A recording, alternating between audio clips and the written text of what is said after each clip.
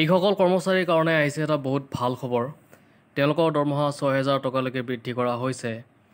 বাজেটত এই কথা ঘোষণা কৰা হৈছিল আৰু সেই ঘোষণা কৰাৰ পিছতে কেবিনেটত এতিয়া সিদ্ধান্ত গ্ৰহণ কৰা হ'ল আৰু তেওঁলোকৰ কেবিনেটত আচলতে অনুমোদন জনোৱা হৈছে তেওঁলোকৰ ৬,০০০ টকা দৰমহা বৃদ্ধিৰ ক্ষেত্ৰত।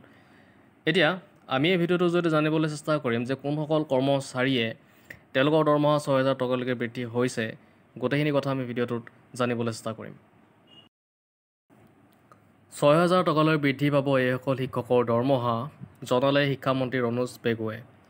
লগতে তেওঁলোকে লাভ কৰিব আপোন ঘৰ আৰু আপোন বাহন আঁচনিৰ সুবিধা। বৃদ্ধি পাব ICDৰ অধীনত নিযুক্তিপ্ৰাপ্ত কম্পিউটাৰ শিক্ষকৰ দৰমহা। ICDৰ অধীনত নিযুক্ত হৈছিল ১৩১৩ গৰাকী ঠিকাভিত্তিক শিক্ষক। এই শিক্ষকসকলে লাভ কৰিছিল ১৪,০০০ টকাকৈ দৰমহা।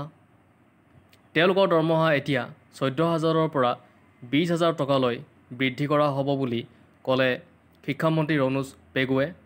৬০ বছৰলৈ চাকৰি থাকিব প্ৰশিক্ষকসকলৰ। লগতে তেওঁলোকে লাভ কৰিব আপোন বাহন আৰু আপোন ঘৰ আঁচনিৰ সুবিধা।